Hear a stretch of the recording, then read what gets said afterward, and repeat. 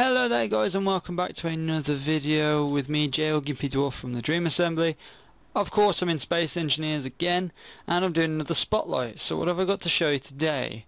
Well, today I have PredaCorp Station Zeta, which is the development sector of the builds. Basically I've got this big development centre in which I can develop new ships and whatnot, and of course it's modded now as well because I've got mod integration available for my server now. So basically I've got these 3 pads on the top which allow for some working prototypes to be sort of took off and tested and whatnot.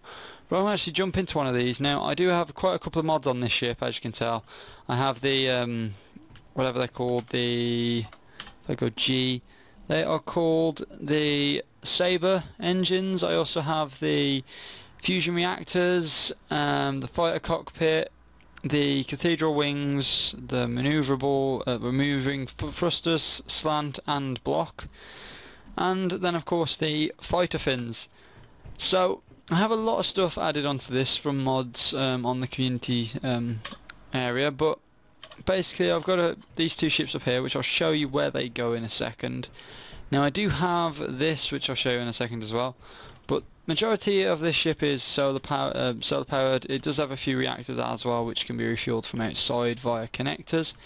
But if I come upstairs, open the door, as you can see I've got this lovely 3 high beacon system which is only active when you're close, so they'll disappear.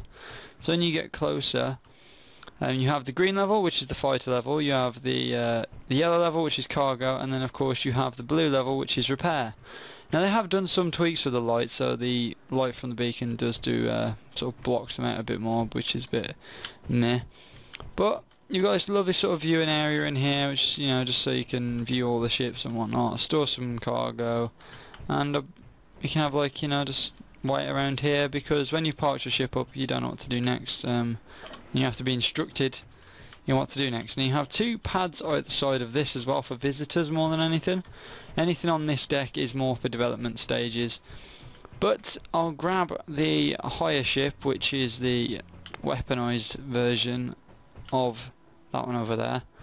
I haven't actually tested this going into a hangar yet, so if we go P, now these engines are considerably faster than regular engines, which is awesome. Well, I'm just going to park this ship on top of this, if I can manoeuvre it properly. Drop her down, steady, and just keep dropping her down, turn her a little, drop her down some more. That's weird, that is a bug. They're not actually touching anything, that's why. I got it. So if I drop this ship down onto this and just turn off all thrusters, so if I just power everything down, now I jump into this cockpit down here and do something. So if I just look up you can see the ship above me, but if I then drop this, as you can see we start moving.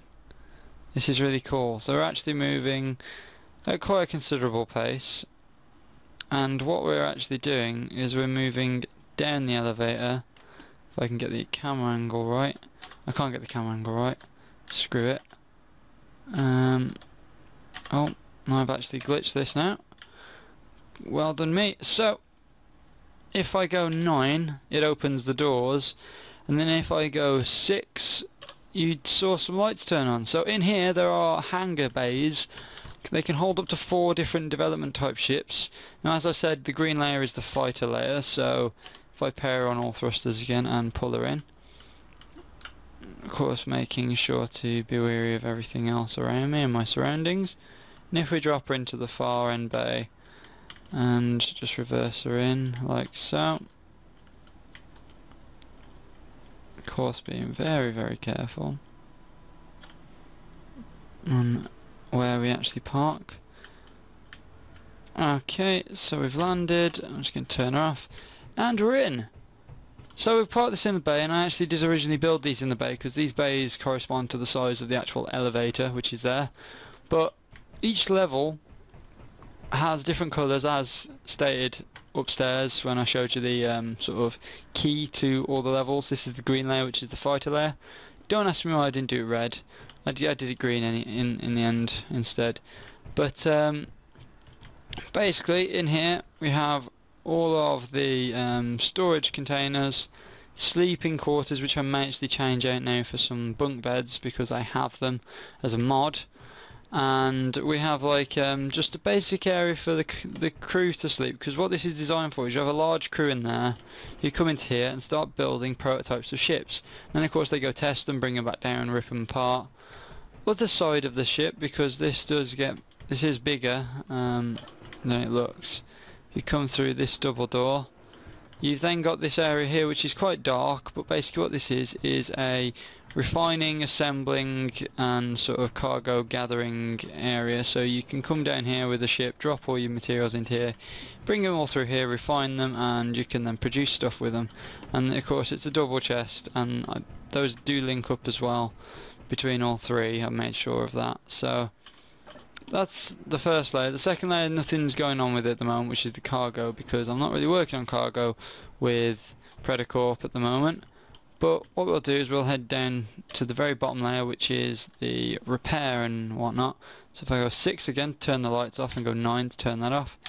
I just got to basically drop down now without being a derp. No, that way. There we go. So got all of the elevators going, and as you can see I did use the hotkeys to make everything move and whatnot. I do have doors going all the way down the sides, and I'll show you what those are for in a second.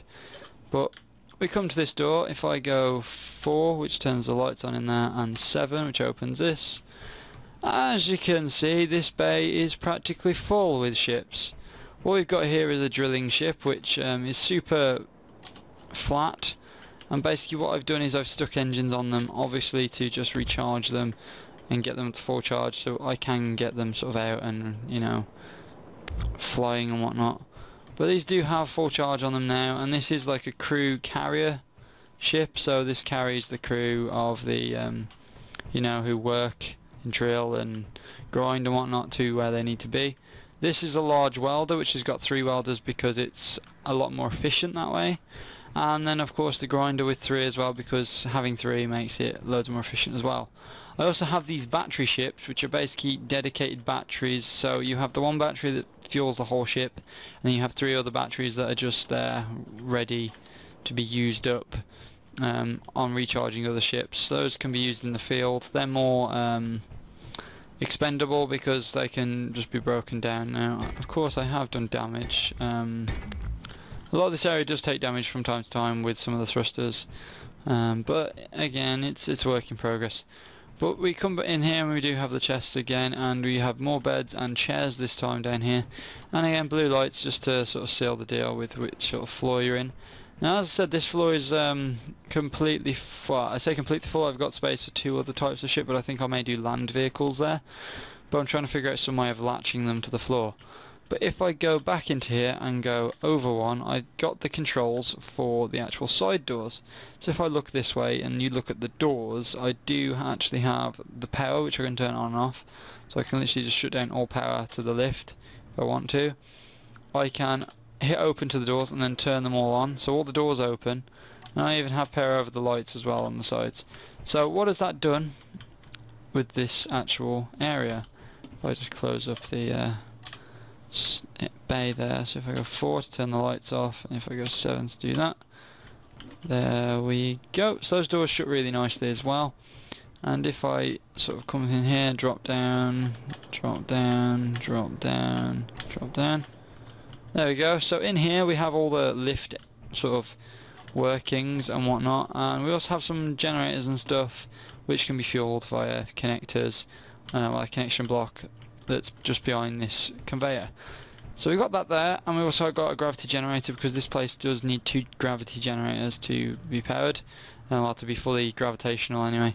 And then you come underneath the actual station, which is pretty damn extensive under here, and you come over this sort of large glass tube, and then you come under the actual main reactor bay, which is quite a large area. It's about 2 walls thick as well, which is really good just for some added defense. These shouldn't be there. I'm just going to get rid of them. But again, it's got another gravity generator, and it's got a connector on the back there as well, so it's, you know, fully refuelable from it. So there was going to be a lift there, but I kind of built the lift on, well, the first lift in a way that I didn't have to, you know, worry about things going around it, because I built everything around the lift rather than building a lift around everything else. So if we keep that door open, what we can do, so we can go back over one and go 3 and then 2 and turn those off, and then of course we can go back over one and activate all these pistons, which are a lot more stable now as well, and we can go back up to the very tippy top, which is really cool. This station has took me quite some time to build. It's still a work in progress as we speak. I'm still trying to figure out some better ideas on how to do things, and there's some things I need to figure out, some of the fighters and whatnot, but overall I really like this idea of having some sort of, it's like a parking, it's like a garage where you can sort of park up all your ships inside. It's a bit ugly, admittedly, but I'm going to look at extending it out a bit more and adding some other sections with more lifts that you can use, or maybe having areas that just have a dedicated lift that you can activate, and, like, you know, the doors open and the ship comes out, and of course rotor displacement is fixed apparently, so I can play around more with that and have foldable doors rather than, you know, doors that slide out via pistons. So I can give that a try. But this is basically the station Zeta at the moment as it stands. Again, it's a bit ugly, and some people may be like, well, that's a really ugly mother of a bitch, but again, I like it for what it is. It's a station. Stations don't have to be the prettiest things in the world. I've seen some of the space stations that we currently have in space, and they're really ugly in all fairness. They look kind of beautiful in a space term, but they're pretty ugly if you compare them to things on Earth. So this is basically it. Now, this won't be going on the workshop, as I say. If you guys would like it on the workshop and it shows really good interest, then I will consider putting it on the workshop. But until then, you know, please like, favourite, and of course subscribe if you've enjoyed this video. Button will be at the end, and don't forget to comment, and I'll see you guys later. Peace.